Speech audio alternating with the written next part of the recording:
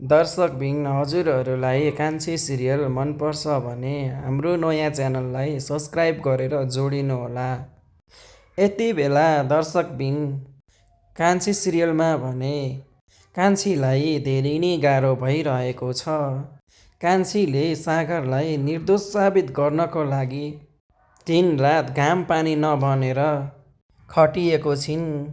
यति बेला भने कान्छीले सागरलाई निर्दोष पार्ने प्रमाणहरू पनि फेला पारिसकेकी थिइन्। तर साथीहरू, विध्वंस दाइको श्रीमती र विध्वंस दाइको श्रीमतीको दिदीले कान्छीलाई त्यहाँ देखिसकेपछि भने कान्छीलाई समातेर उनीहरूले कान्छीमाथि कुटपिट पनि गरेका थिए र उनको मोबाइल खोसेर फुटाइदिएका पनि थिए।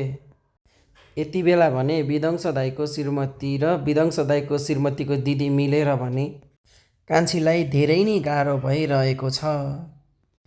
साथीहरू, यति बेला भने कान्छीलाई एकदमै धेरै गाह्रो भइरहेको छ। कान्छीले भने प्रमाण खोज्नको लागि एकदमै धेरै खटिएको छिन्।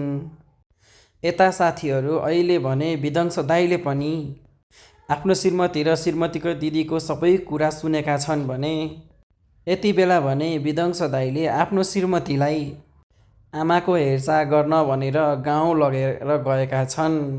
सागरलाई फसाइएको थियो।